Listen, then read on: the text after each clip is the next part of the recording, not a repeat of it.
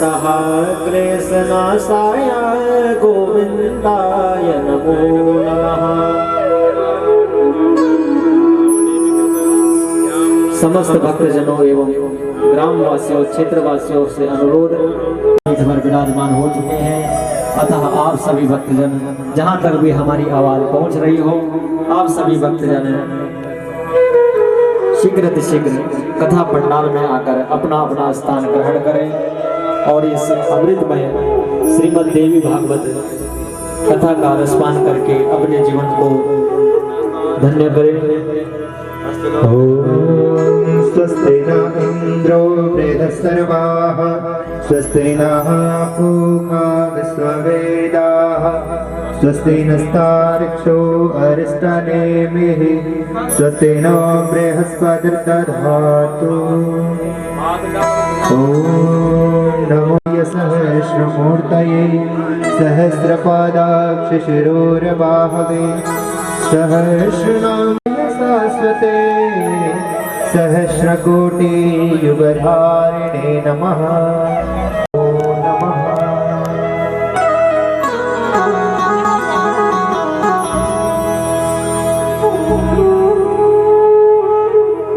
बोलिए कृष्ण कन्हैया लाल की जय।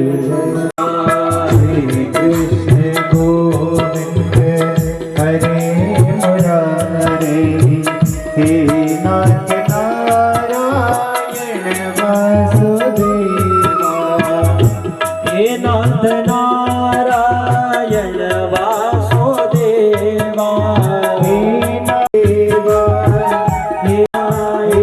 नाथ नारायण वासुदेवा हे नाथ नारायण वासुदेवा हे नाथ नारायण वासुदेवा।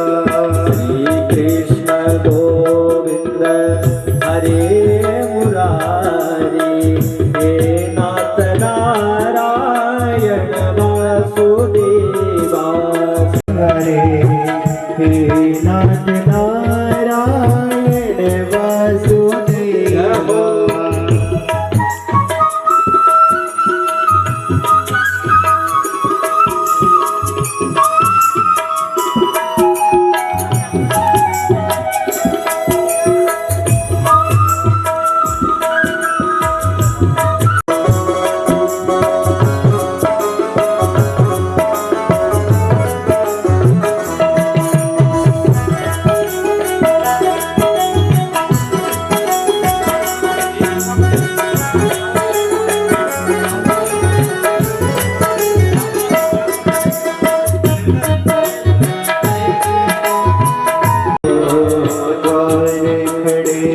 तुम्हें बुला रहे हैं द्वार खड़ी को बुला रहे हैं।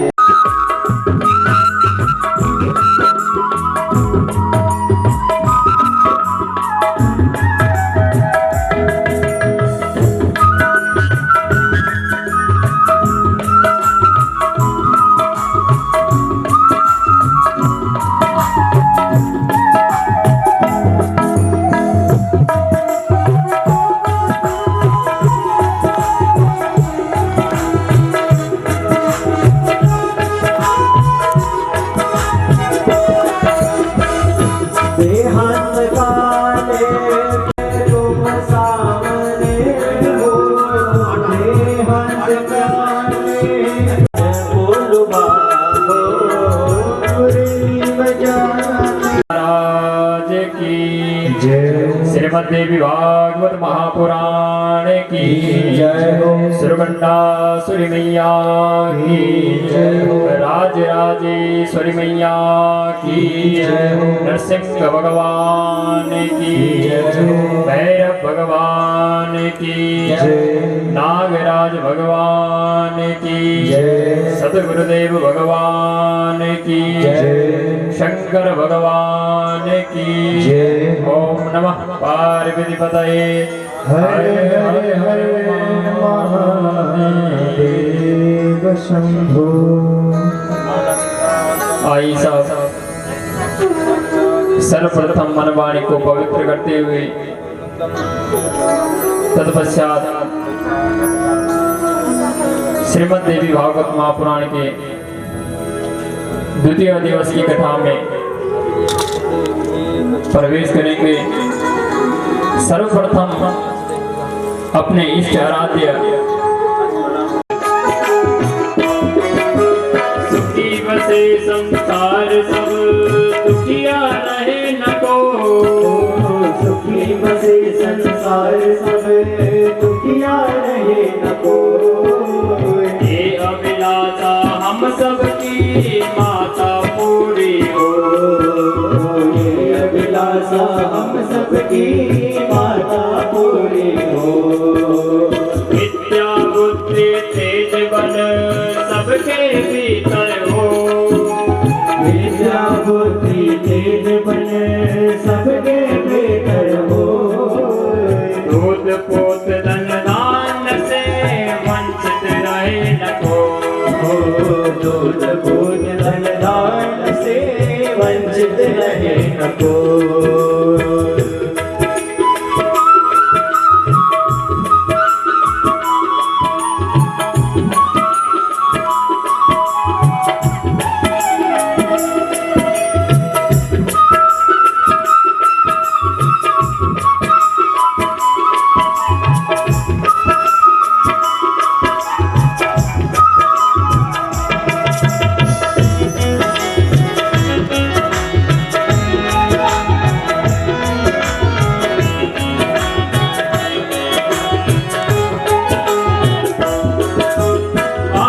भक्ति प्रेम से मन होए भरपूर।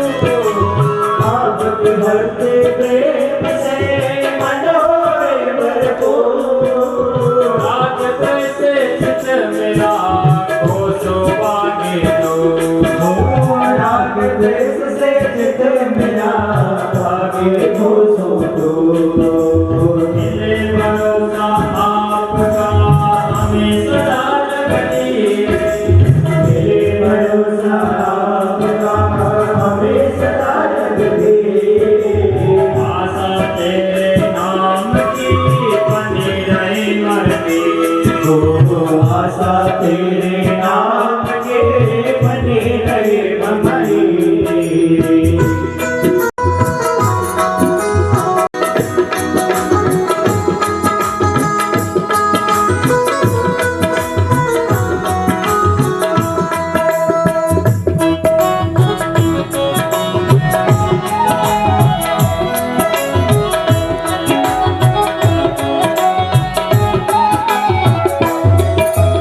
आपसे हमें बचाइए करके दया दया, आपसे हमें बचाइए करके दया दया। अपना वक्त बनाइए हमको करो न्याय, हो अपना भक्त बनाएंगे हमको करो निहार। दिल में दया उदारता मन में प्रेम अपार, हो दिल में दया उदारता मन में प्रेम अपार।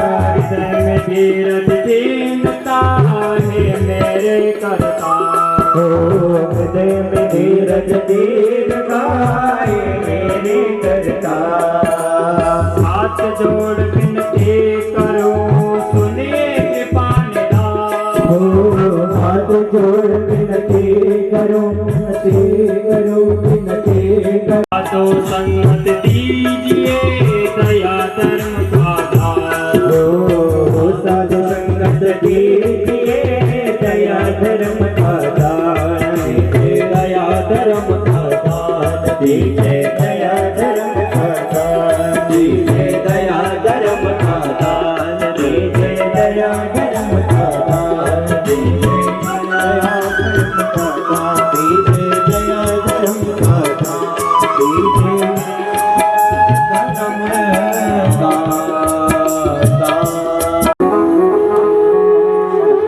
माँ भगवती सुरगंडासुरी देवी को वंदन करते हुए अपने इष्ट देव भगवान नागराज को नमन करते हुए अपने सतगुरुदेव चरणों को वंदन करते हुए इस यज्ञ मंडप में आवाहित सभी देवी देवताओं को नमन करते हुए इस क्षेत्र के सभी देवी देवताओं को नमन करते हुए श्रीमद् देवी भागवत महापुराण के द्वितीय दिवस में हम प्रवेश करते हैं। इस यज्ञ में आए हुए सभी विप्र देवताओं को नमन करते हुए इस यज्ञ के मुख्य यजमान श्री हर्षमणि भट्ट जी,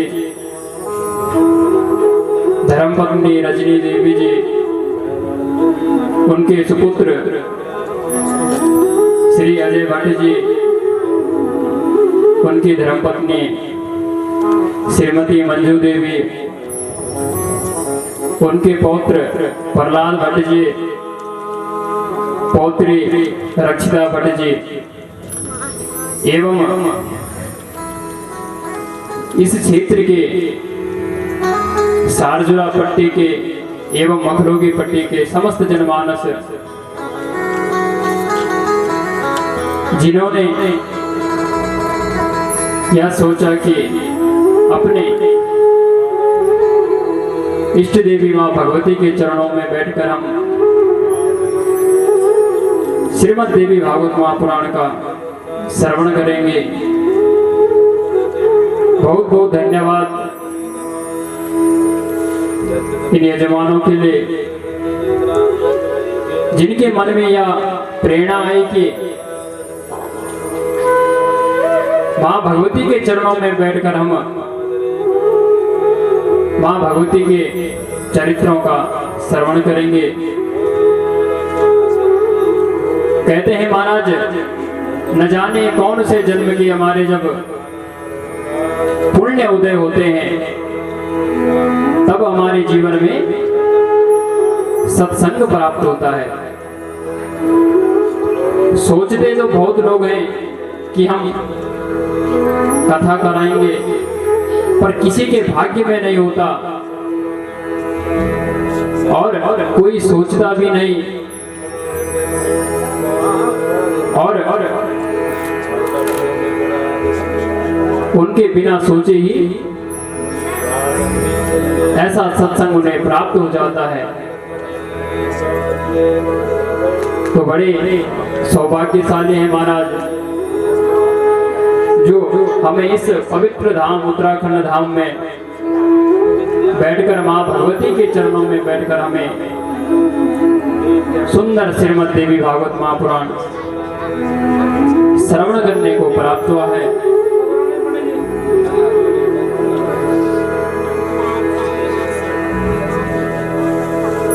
तो आइए आज से हम श्रीमद् देवी भागवत महापुराण की मूल कथा में प्रवेश करेंगे। कल हमने श्रीमद् देवी भागवत महापुराण के महात्म की कथा सुनी थी।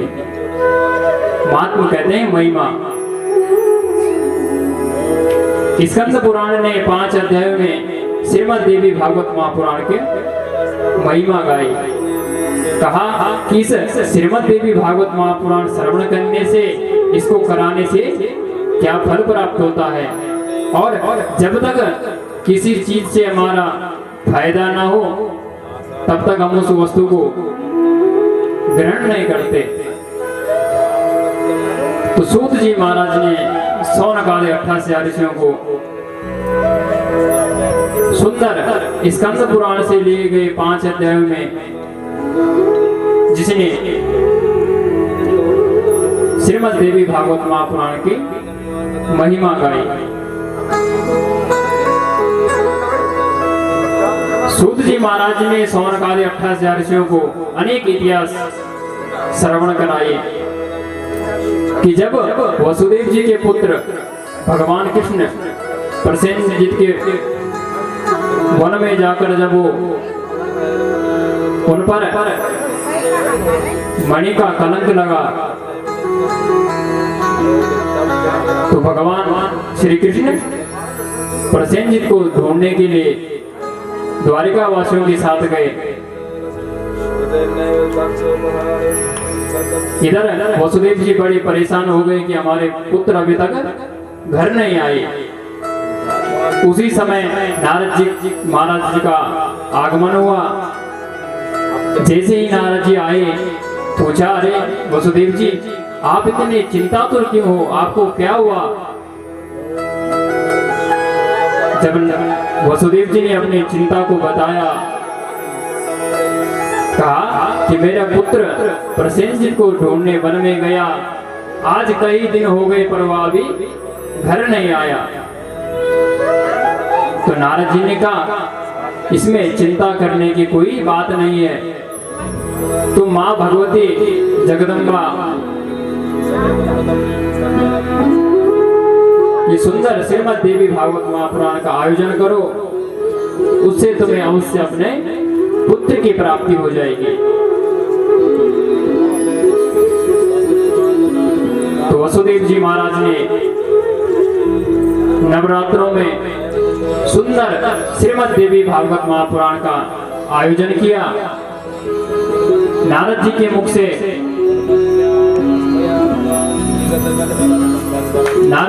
से सुंदर श्रीमद् देवी भागवत महापुराण की ज्ञान गंगा का अवगाहन हुआ और वसुदेव जी ने सुंदर श्रीमद् देवी भागवत महापुराण का श्रवण किया। और श्रवण करते करते महाराज प्रथम स्कंद से द्वादश स्कंद तक पहुंच गए। पूर्णावती हो गई और जैसे ही ब्राह्मण देवता आशीर्वाद देने लगे तो उसी समय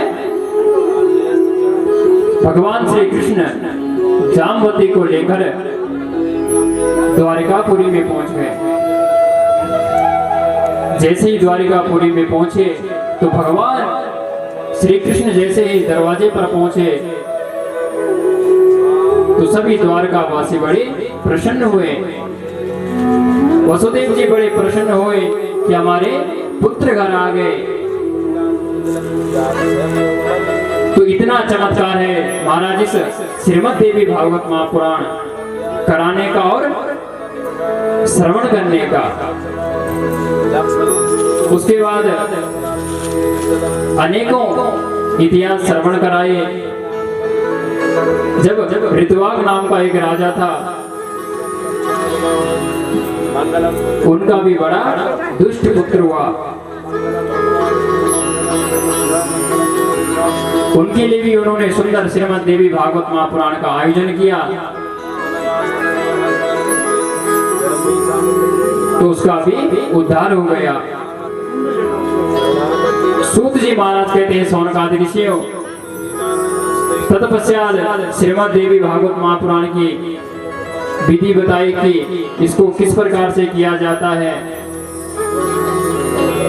इसको कितने दिन में श्रवण कराया जाता है, किन किन मासों में श्रवण कराया जाता है।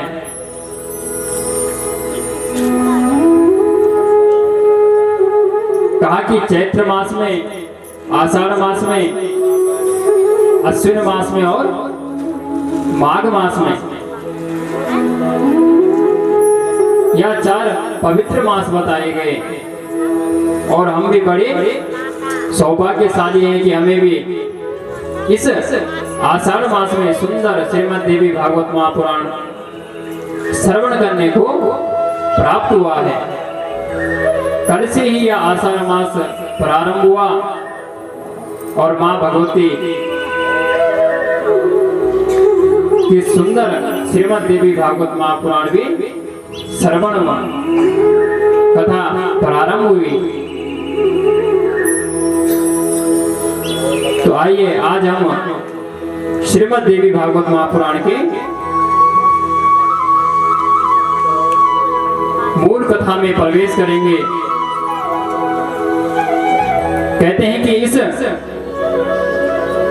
श्रीमद् देवी भागवत महापुराण में 18,000 श्लोक है, 318 अध्याय है और 12 स्कंद है। सर्वप्रथम सूत जी महाराज माँ भगवती का ध्यान करते हैं। हम भी माँ भगवती का सर्वप्रथम ध्यान करेंगे। सर्व चैतन्य रूपां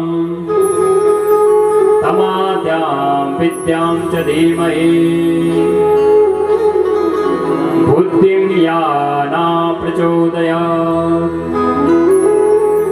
कहा महाराज, जो माँ भगवती का चिंतन करता है, माँ भगवती का स्तवन करता है, माँ भगवती उनके हृदय में विराजमान होती है। सौनकादि ठाकुर ऋषि कहते हैं कि हे सूत जी महाराज, आप धन्य हो जो आप निरंतर पुराणों की रचना करते रहते हैं। आपने तो 18,000 श्लोकों वाली सुंदर श्रीमद् देवी भागवत महापुराण की रचना की है। कहा कि माँ भगवती हमारे तीनों तापों को दूर करती है, और वह 3 ताप है आध्यात्मिक, आदिदैविक और आदि भौतिक। रामचरितमानस में भी गोस्वामी तुलसीदास जी भी सुंदर वर्णन करते हैं कि दैहिक दैविक भौतिक तापा, दैहिक दैविक भौतिक तापा, दैहिक दैविक भौतिक तापा, दैहिक दैविक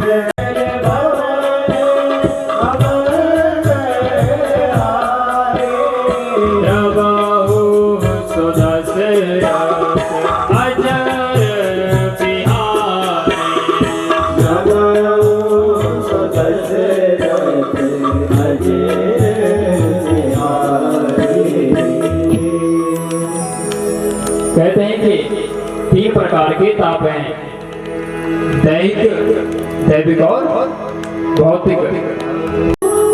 वचिंता विदिनायते। सूत जी कहते हैं सौनकादि ऋषियों, सभी मनुष्यों के पास कान होते हैं, और कान होने के बावजूद भी अगर वह माँ भगवती के चरित्रों का श्रवण ना करे तो वह तो बेकार है। हमें जो यह शरीर मिला है, पैर मिले हैं तो माँ भगवती के मंदिर में जाने के लिए पैर मिले हैं, हाथ मिले हैं तो माँ भगवती के सेवा करने के लिए मिले हैं, या आंखें मिले हैं तो माँ भगवती को देखने के लिए मिले हैं, कान मिले हैं तो माँ भगवती के चरित्रों का श्रवण करने के लिए मिला है।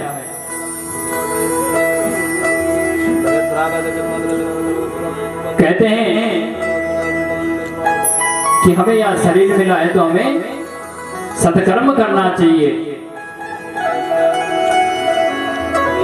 जिस प्रकार से अगर कोई विद्वान अपने कहते हैं कि असोत्रापणिना कामं मुह्यन्ति नवो गुणे सकर्णाय न शृण्वन्ति दिव्या कर्णा कथं न च। कहते हैं कि सांप के दिखने के लिए कान नहीं होते, पर जैसी वीणा बजती है वैसे सांप नाचने लग जाता है। तो ठीक इसी प्रकार से मनुष्यों के पास कान है, तो जहाँ सुनाई दिया कि माँ भगवती के या कोई सत्संग चल रहा है तो वहाँ हमें जाना चाहिए। और कहीं अगर कोई कथाएं हो रही हो तो कथा में निमंत्रण नहीं देखना चाहिए, वहां तो हमें स्वयं जाना चाहिए। उसी प्रकार से सूत जी महाराज सौनकादि 88 ऋषियों को श्रवण करा रहे हैं कि सूत जी महाराज सौनकादि 88 ऋषि कहते हैं कि सूत जी महाराज आप तो बड़े भाग्यशाली हो जो आप निरंतर कथा को श्रवण कराते रहते हैं। कहते हैं कि इस कलयुग में मनुष्य केवल मरने से डरता है, मृत्यु का बड़ा डर है,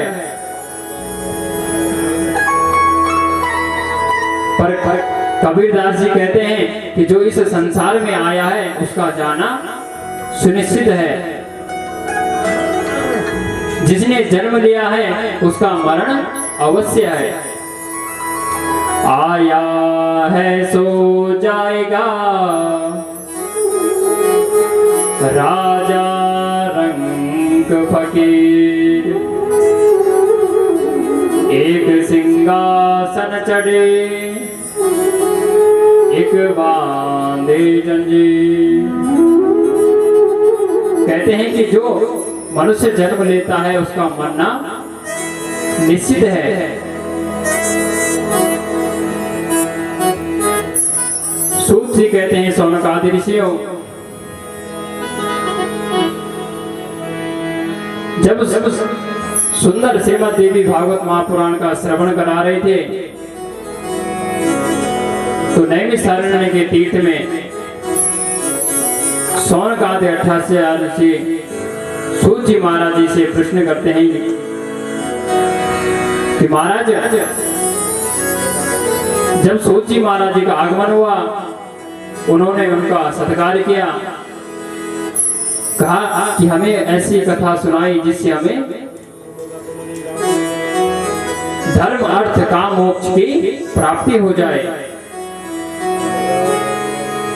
सूत जी कहते हैं सौनकादि ऋषियों, मैं तुम्हें सुंदर मां भगवती की सुंदर श्रीमद् देवी भागवत महापुराण का श्रवण कराता हूं जिससे जन्म मरण के चक्कर से मुक्त हो जाओगे। आज महाराज सूत जी महाराज सौनकादि 88 ऋषियों को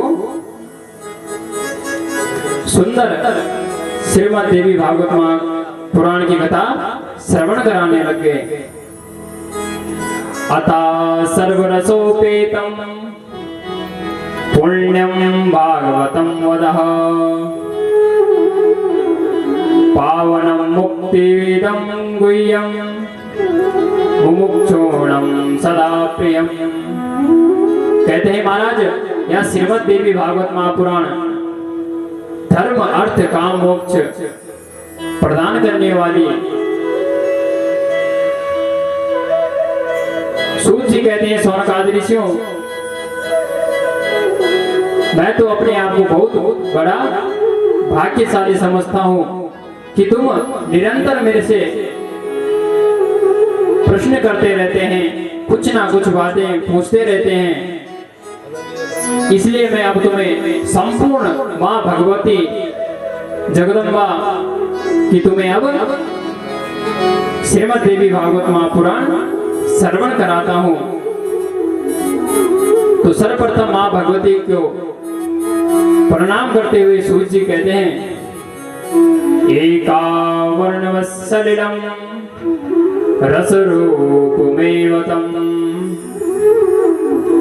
तां शक्तिरूपां च सर्वभूतजननी स्मरम्।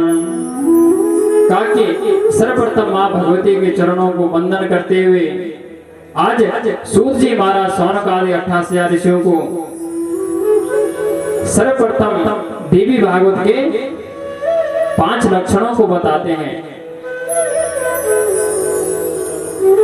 कहते हैं कि श्रीमद् देवी भागवत महापुराण में 5 लक्षण हैं, सर्ग, प्रतिसर्ग, वंश, वर्ण और मनवंतर। जिस प्रकार से श्रीमद् भागवत महापुराण में 10 लक्षण हैं,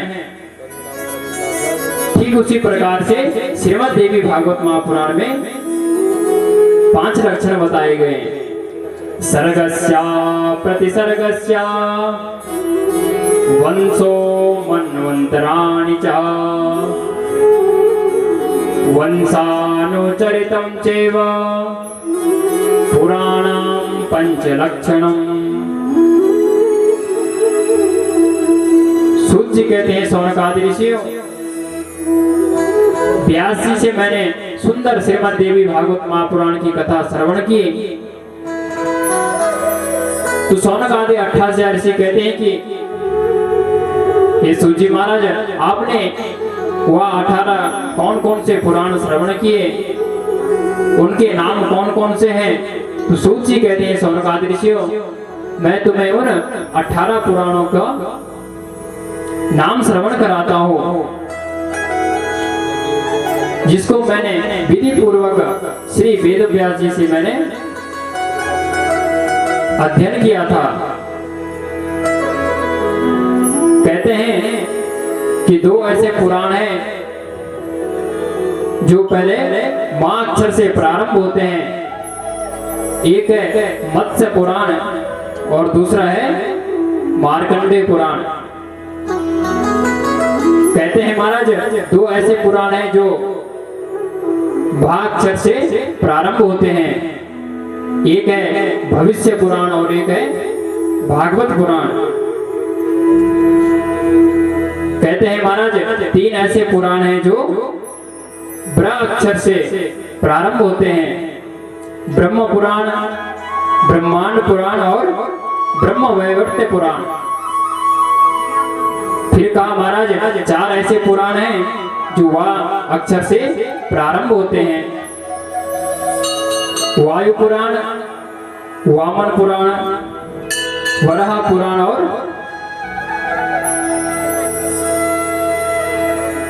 विष्णु पुराण। उसके बाद कहा कि एक अक्षर से प्रारंभ होता है जिसका नाम है अग्नि पुराण। एक नाक्षर से प्रारंभ होता है जिसका नाम है नारद पुराण। एक पाक्षर से प्रारंभ होता है जिसका नाम है पद्म पुराण। और एक ली अक्षर से प्रारंभ होता है जिसका नाम है लिंग पुराण। एक गाक्षर से प्रारंभ होता है जिसका नाम है गरुड़ पुराण।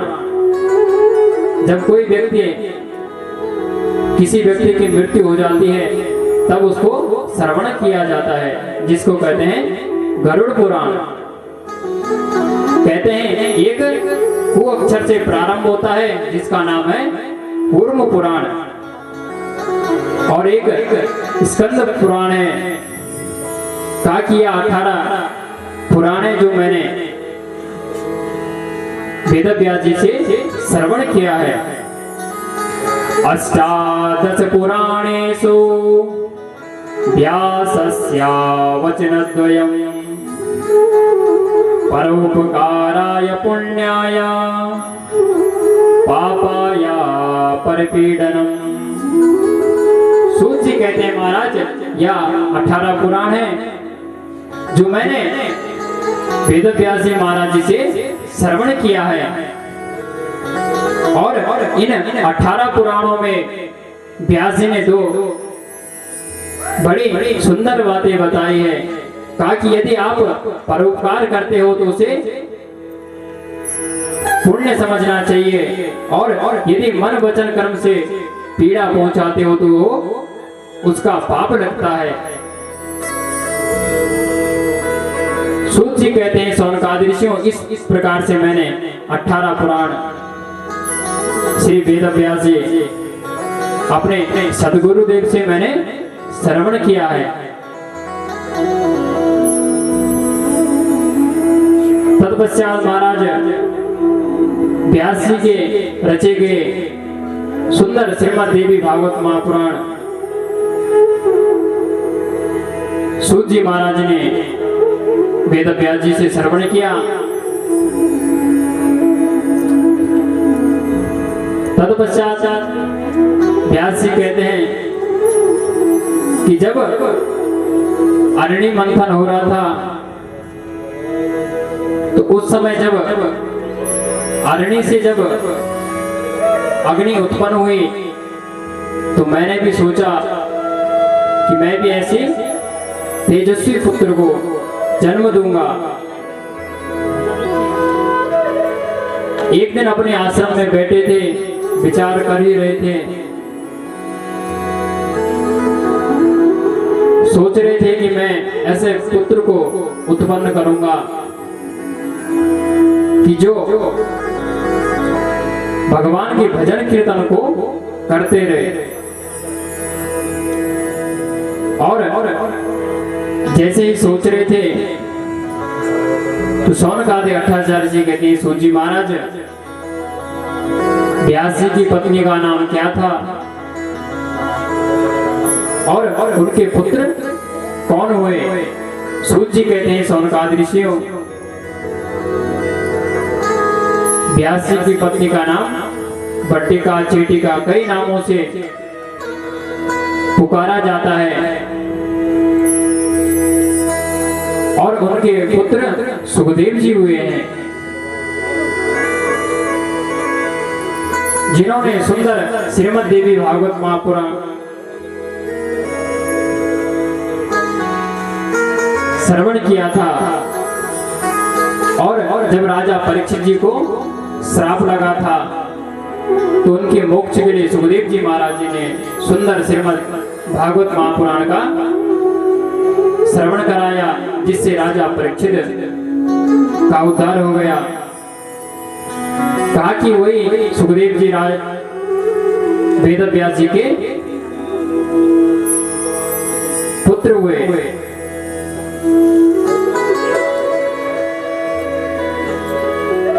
सूत जी कहते हैं, शौनकादि ऋषियों, इसके बाद सूत जी महाराज हयग्रीव अवतार की कथा श्रवण कराते हैं। कहते हैं कि भगवान ने हयग्रीव अवतार लिया था। तो शौनकादि अट्ठाचार्य ऋषियों ने कहा कि भगवान इतने उच्च कुल के थे और फिर भी भगवान ने हयग्रीव अवतार किस प्रकार से लिया था? तब महाराज सूत जी महाराज शौनकादि अट्ठाचार्य ऋषियों को कथा श्रवण कराते हैं। आदिदेवो जगन्नाथा सर्व कारण कारणा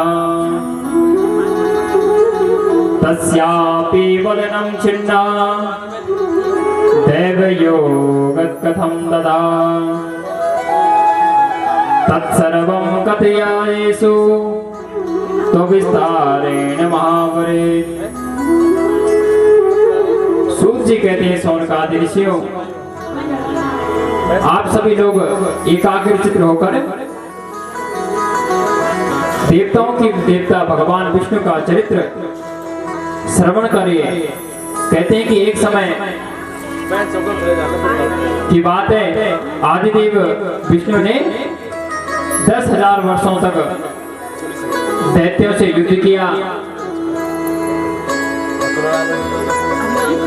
वे बहुत थक गए थे और उनका शरीर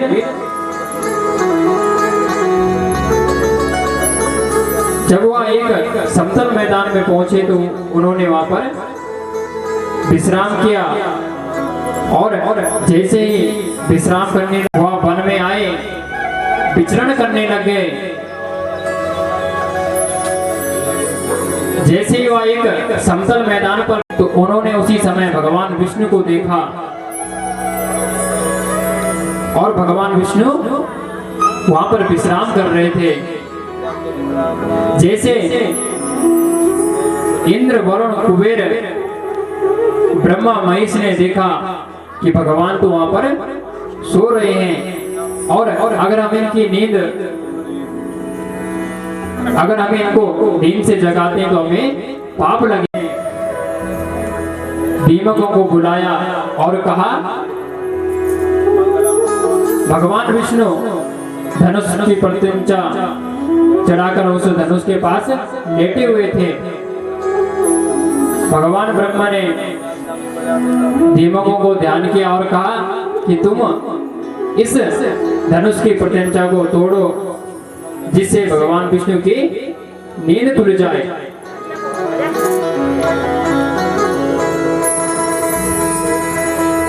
तो दीमकों ने कहा, अरे अगर मैं भगवान विष्णु की नींद को अगर भंग करूंगा तो मुझे पाप लगेगा। सूत जी कहते हैं, सौनकादि ऋषियों, जो इन 4 कर्मों को करता है पर ब्रह्म हत्या का पाप लगता है। निंद्रा भंगम गतच्छेदो दंपत्यो प्रीति वेदनम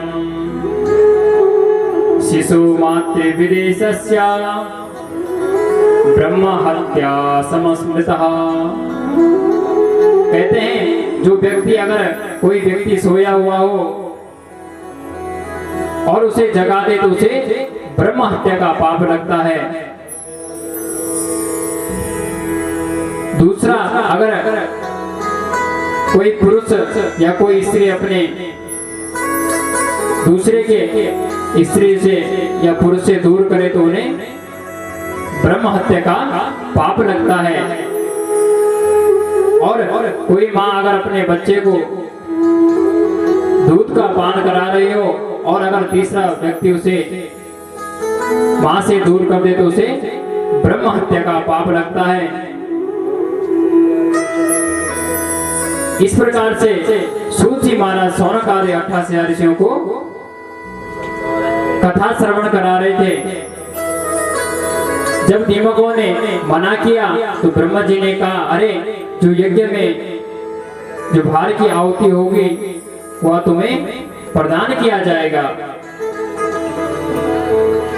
तो दीमकों ने उस धनुष को धीरे धीरे काटने लगे और जैसे ही वो धनुष को काटा उसी समय धनुष की प्रत्यंचा टूटी और भगवान विष्णु का सर कट गया।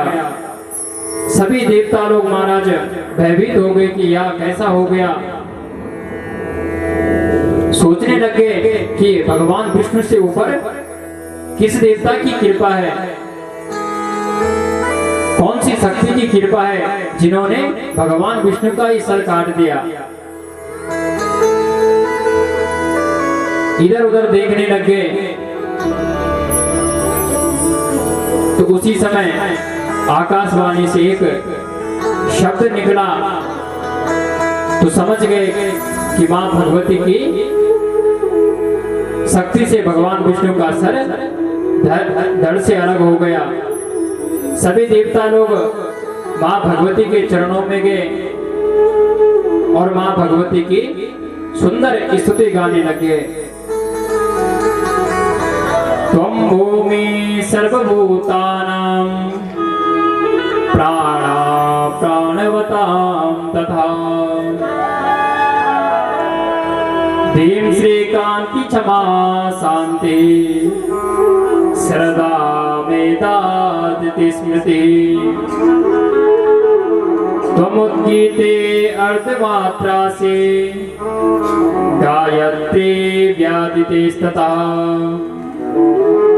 जया च विजया दाते लज्जा कीर्ति प्रिया दया। सुंदर मां भगवती के चरणों में मां भगवती की स्तुति करने लगे कि आप ही सब कुछ हो। कहा कि भगवान विष्णु का सर किस प्रकार से उठ गया, उड़कर कहां चल गया। मां भगवती ने कहा कि तुम घबराओ मत। जब इस प्रकार से मां भगवती ने उन्होंने आश्वासना दिया तो सभी देवता लोग मां भगवती के कीर्ति का गान गाने लगे और मां भगवती की सुंदर स्तुति गाने के बाद मां भगवती ने कहा कि जो उनकी भगवान विष्णु की पत्नी लक्ष्मी ने एक दिन बैठे हुए थे और भगवान विष्णु मुस्कुराने लगे। जैसे मां लक्ष्मी ने पूछा, अरे आप क्यों मुस्कुरा रहे हो? क्योंकि कोई व्यक्ति किसी वजह के हंसता नहीं, जब कुछ वजह होती है तभी व्यक्ति हंसता है। तो माँ लक्ष्मी ने कहा, अरे आप मुस्कुरा क्यों रहे हो? जब भगवान विष्णु ने कुछ नहीं कहा तो माँ लक्ष्मी ने भगवान विष्णु को श्राप दे दिया, कहा कि तुम्हारा सिर कट जाए। तो इसी प्रकार से सूत जी कहते हैं, सौनकादिर्षि हो, जब यह श्राप माँ लक्ष्मी ने भगवान विष्णु को दिया था तो यही प्रयोजन भगवान विष्णु का था। तत्पश्चात सूत जी कहते हैं, सौनकादि ऋषियों, प्राचीन समय में हयग्रीव नाम का एक बड़ा बलवान दानव था और सरस्वती नदी के तट पर बड़ा कठिन तप कर रहा था। तप करते करते उसे एक शब्द सुनाई दिया, हिरिंग अक्षर सुनाई दिया और उसने उस अक्षर का जप करने लग गया, तपस्या करने लग गया। जब वह तपस्या करने लग गया तो माँ भगवती उसके तप से प्रसन्न हो गई। माँ भगवती के उसके सामने दर्शन दिया, कहा, ये वत्स, तुम वर मांगो, तुम क्या चाहते हो? तो जो वह दानव था कहा कि मुझे ऐसा वर दो जो मुझे कोई मार ना सके। कहा कि कोई मुझे अस्त्र से न मारे, शस्त्र से न मारे, किसी वस्तु से न मारे। कहा कि तुम फिर किससे मरना चाहते हो? कहा कि अगर मैं मरूंगा तो सिर्फ हयग्रीव नाम के राक्षस से मरूंगा। माँ भगवती ने उनको वरदान दिया। अब तो महाराज वह दानव विचरण करने लग गया, सबसे युद्ध की ललकार लगाने लग गया। ब्रह्मा जी के पास आया, अरे तुम इस सिंहासन पे ही बैठे रहोगे या युद्ध भी करोगे? जब इस प्रकार से कहने लगे तो ब्रह्मा जी घबराने लगे और तब भगवान विष्णु के पास ब्रह्मा जी ने उस दानव को भेजा और दानव को भेजकर कहा कि तुम भगवान विष्णु से युद्ध करो। आज भगवान विष्णु के पास पहुंचे और वह दानव भगवान विष्णु से युद्ध करने लग गया। युद्ध करते करते भगवान ने उसका उद्धार कर दिया। बोले भक्त वत्सल भगवान की जय हो, जगदम्बा मैया की जय, राजराजेश्वरी मैया की जय। सूत जी कहते हैं, सौनकादि ऋषियों, इस प्रकार से कई कथाएं आती हैं। माँ भगवती ने कहते हैं कि भगवान उसके बाद मधुकैटभ की उत्पत्ति किस प्रकार से हुई। सूत जी कहते हैं, सौनकादि ऋषियों, मधु और कैटभ नाम के दो राक्षस थे। उनका 5000 साल तक भगवान विष्णु के साथ युद्ध हुआ। सौनकादि 88 ऋषियों ने कहा, सूत जी महाराज, भगवान विष्णु के साथ 5000 वर्ष तक युद्ध किस प्रकार से हुआ? तो कहने लगे कि एक बार की बात है, भगवान विष्णु के साथ मधुकैटभ जब युद्ध करने लगे, 5000 वर्ष पूर्ण हो गए पर जो मधु और कैटभ नाम के दो राक्षस थे, किसी समय मधु भगवान विष्णु से युद्ध करता तो कैटभ विश्राम करता था। किसी समय मधु विश्राम करता तो कैटभ भगवान विष्णु से युद्ध करते थे। 5000 वर्ष बीत गए। आज भगवान विष्णु भी थक गए और उन्होंने मधु और कैटभ से कहा, अरे थोड़ा युद्ध को रोक देते हैं, उसके बाद हम युद्ध प्रारंभ करेंगे। जब उन्होंने युद्ध को रोका तब भगवान विष्णु ने मां भगवती की ध्यान किया, कहा मां भगवती इनका उद्धार किस प्रकार से होगा। तो मां भगवती ने कहा कि तुम युद्ध करते रहना और मैं इन्हें अपने मन से इनको मोहित कर दूंगा और जैसे मैं इशारा करूंगी वैसे तुम इनका वध कर देना। उसी समय युद्ध प्रारंभ हुआ। युद्ध करते करते जैसे युद्ध होने लग गया, मां भगवती के तरफ भगवान विष्णु देखने लगे और उसी समय मां भगवती ने मधु और कैटभ को अपने मन से मोहित कर दिया और उसी समय भगवान विष्णु ने मधु और कैटभ का उद्धार कर दिया। बोलो जगदम्बा मैया की जय, भक्त वत्सल भगवान की जय। जयकारा जोर से। बोलो जगदम्बा मैया की जय, चंद्रवती मैया की जय। एक भजन, उसके बाद मां भगवती के चरित्रों का श्रवण करेंगे। बोलो जगदम्बा मैया की, राज राजेश्वरी मैया की जय जय।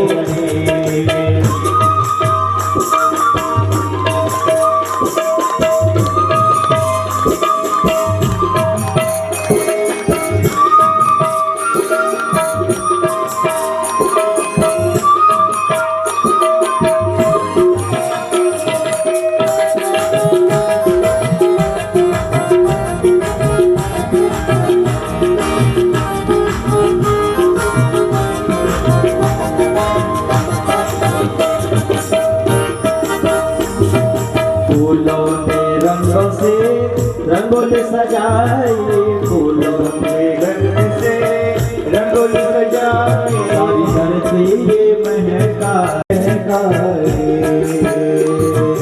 झरनों से बहती है गंगा की धारा, झरनों से बहती है गंगा की धारा, भारत का दीप लगे हर एक किनारा, भारत का दीप लगे हर एक किनारा। पूर्वैया के पतवर कैसे डूला है, तुम्हें माता मधुरा लगाए। भक्ति का तन हुआ पावन ये मन, लगे भक्ति का तन हुआ पावन ये मन, करके तेरा सुमिरन पूरे अंतर ये मन, करके तेरा सुमिरन पूरे अंतर तुमन। मन मन में भक्ति जोत तेरे ओ माता जनते।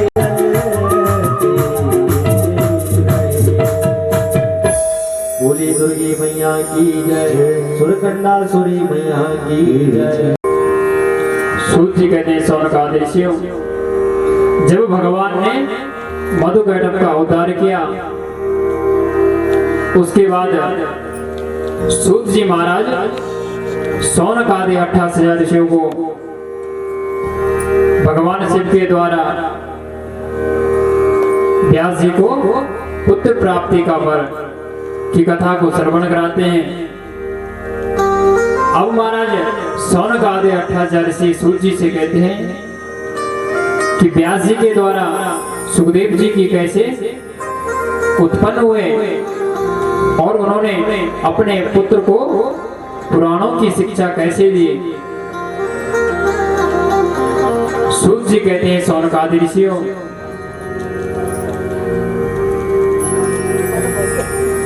सत्यवती पुत्र व्यास जी पुत्र प्राप्ति की कामना से सुमेरु नामक के पर्वत में वहां पर जाकर उन्होंने कठिन तपस्या की। जब वो तपस्या में विलीन हो गए, तप करने लगे,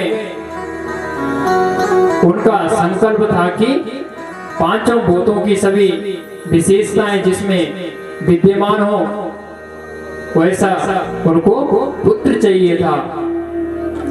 आज वो सुमेरु पर्वत पर तपस्या करने लगे। जब तपस्या करने लगे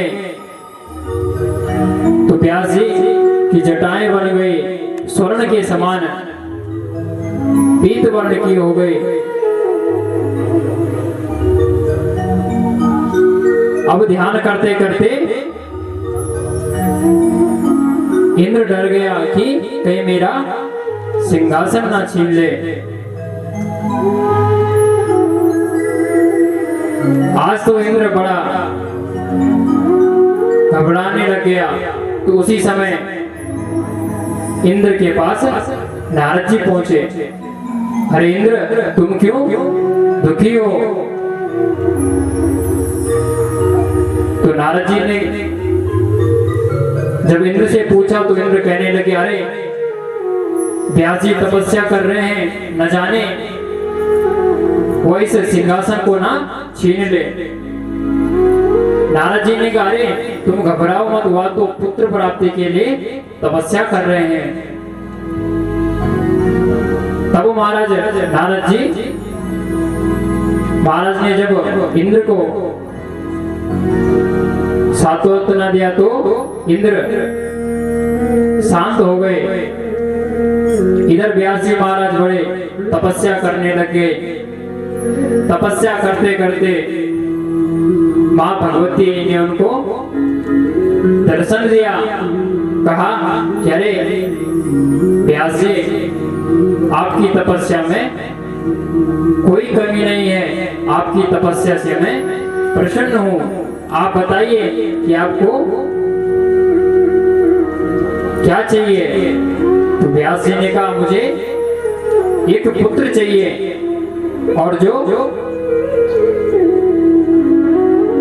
पांचों भूतों को सभी विशेषता जिसमें हो,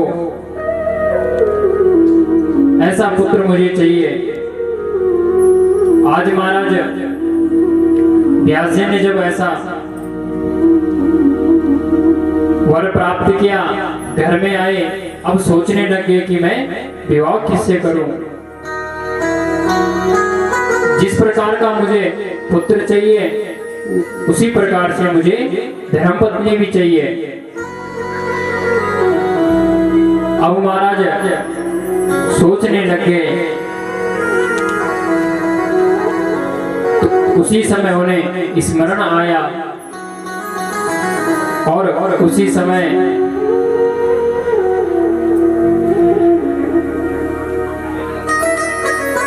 व्यास जी का विवाह अरण्य से हो गया। जब अरण्य से हुआ तो वह भगवती का स्तवन करते रहते थे, भगवान भगवती का पूजन ध्यान अर्चना करते रहते थे। कालांतर में उनके घर में पुत्र आया और समय पूर्ण होने पर उनको सुंदर पुत्र की प्राप्ति हो गई। और अब सुखदेव जी महाराज जी ने जैसे पुत्र प्राप्ति हुई तो सुखदेव जी जंगल की ओर जाने लग गए। जैसे वन की ओर गए तो व्यास जी उनके पीछे पीछे जाने लग गए।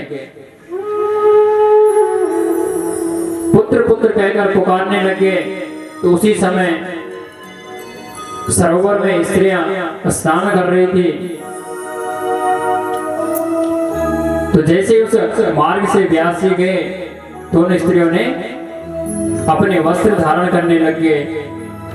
तो व्यास जी ने कहा, अरे देवियों, अभी तो यहाँ से मेरा 16 वर्ष का बालक गया, तब तुमने वस्त्र धारण नहीं किया, और अभी मैं इतना वृद्ध बूढ़ा आया और तुम वस्त्र धारण करने लग गए। देवियों ने कहा कि अरे तुम्हारे पुत्र का कुछ पता नहीं कि कौन स्त्री है कौन पुरुष है, उनको कोई भेद नहीं है। इस प्रकार से कहा तो वृक्षों ने भी उन्हें उत्तर दिया, अरे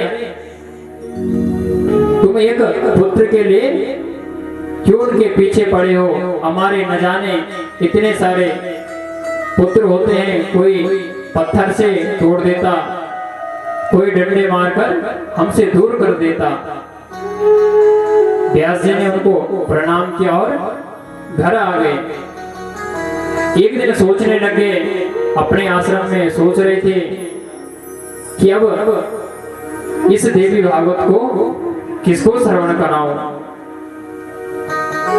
सोच ही रहे थे तो उसी समय नारद जी महाराज का आगमन हुआ। जैसे नारद जी घर पर आए,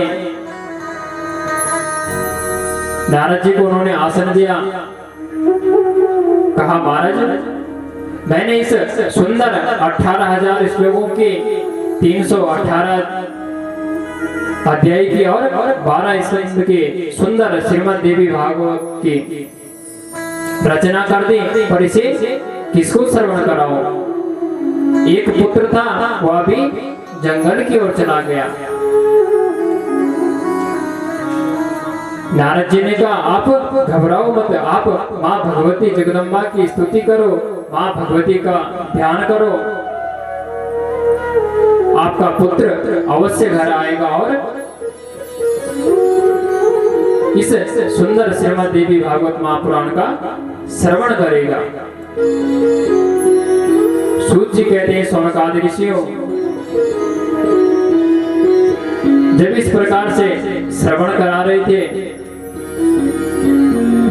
तो शिष्यों द्वारा जब वन में श्लोक रटाकर भेजा, श्लोकों का गान किया, श्लोक सुनते ही सुखदेव जी आ गए। जैसे ही घर पर पहुंचे तो व्यास जी आज बड़े प्रसन्न हो गए कि हमारा पुत्र वापस आ गया। अब सोचने लगे कि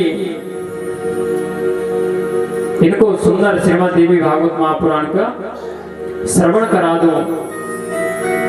तो जनक राजा के पास मिथिला नगरी में भेजा और कहा कि यह श्रीमद देवी भागवत महापुराण का श्रवण करने लायक है या नहीं। वहां पर भेजा। जब उनके मन में कोई काम, क्रोध, लोभ, मद, ईर्ष्या, कोई किसी प्रकार का विकार नहीं हुआ, तो जनक जी ने व्यास जी से कहा, अरे या तो श्रीमद देवी भागवत महापुराण श्रवण करने के लिए इनको श्रवण कराओ। तब महाराज वेद व्यास जी ने अपने पुत्र सुखदेव जी को सुंदर श्रीमद देवी भागवत महापुराण का श्रवण कराया। तत्पश्चात सूत जी कहते हैं, सौनकादि ऋषि हो। उसके बाद बुद्ध की उत्पत्ति किस प्रकार से हुई। सूत जी कहते हैं, सौनकादि ऋषि हो। श्रादेव नाम के एक मनु थे और इनकी पत्नी का नाम सरदा था। और श्रादेव मनु को कोई संतान नहीं हुई। जब उनको कोई पुत्र नहीं हुआ तो उन्होंने एक पुत्रेष्टि यज्ञ किया।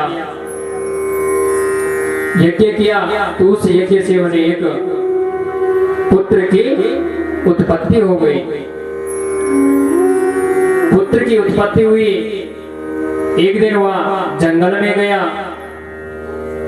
जंगल में जाते जाते वह भगवान शंकर और मां पार्वती के नगरी में पहुंच गया। और जहां पर मां पार्वती का श्राप था कि जो भी यहाँ आएगा और वह स्त्री बन जाएगा। जब वहां पहुंचा तो वह स्त्री बन गया और उसका नाम इला पड़ गया। और इला का बेटा सुधुम्न हुआ। सूत जी कहते हैं, सौनकादि ऋषि हो। इसके बाद एक बार सुधुम्न अपने मित्रों के साथ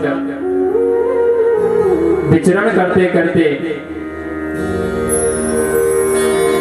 शंकर भगवान के जहां पर श्राप दे रखा था उस नगरी में पहुंच गए। जैसे ही प्रवेश किया तो पुनः हुआ स्त्री बन गया। आश्चर्यचकित हो गए महाराज। जितने भी उसके मित्र थे सभी स्त्री के रूप में बन गए। अब तो महाराज सुधुम्न पुनः स्त्री बन गया और चंद्रमा के पुत्र बुध से उनका संपर्क हुआ था। इन दोनों का गंधर्व विधि से विवाह हुआ। उससे पुरनवा नामक पुत्र की उत्पत्ति हुई। अब तो महाराज उसे अपने पुरुष जीवन का स्मरण ही आया। कहा कि वे तो स्त्री बनकर बड़े दुखी हुए। इधर महाराज सुधुम्न जो इला बने, गुरु वशिष्ठ जी ने की शरण में गए और गुरु वशिष्ठ जी ने भगवान शंकर की प्रार्थना की। कहा महाराज इला को फिर से पुरुष बना दीजिए। अब इधर शंकर भगवान की जैसे उन्होंने स्तुति की तो भगवान शंकर ने उन्होंने वर दे दिया। कहा कि 1 महीना या पुरुष रहेगा और 1 महीना स्त्री रहेगी। ऐसा वरदान दिया। अब तो महाराज सुधुम्न 1 महीना पुरुष और 1 महीना स्त्री बनने लग गया। और उन्होंने राज्य अपने पुत्र पुरुरवा को सौंपकर वन की ओर चले गए। और वन में जाकर मां भगवती का नवान मंत्र का जप करने लगे और मां भगवती के चरणों में विलीन हो गए। बोल जगदम्बा मैया की जय। सुरकंडासुरी मैया की जय। भगवान की स्तुति करते करते मां भगवती के चरणों में लीन हो गए। इधर महाराज सुदुम्न देवी जी दिव्य लोग मणिद्वीप को प्राप्ति के लिए, मोक्ष प्राप्ति के लिए मां भगवती का स्तुति करने लगे। इति श्रुत्वा महीपालो जगामा शरणं तदा परितुष्टा ददौ देवी तत्र संयुज्यमात्मने सुदुम्नस्तु तथा प्रापः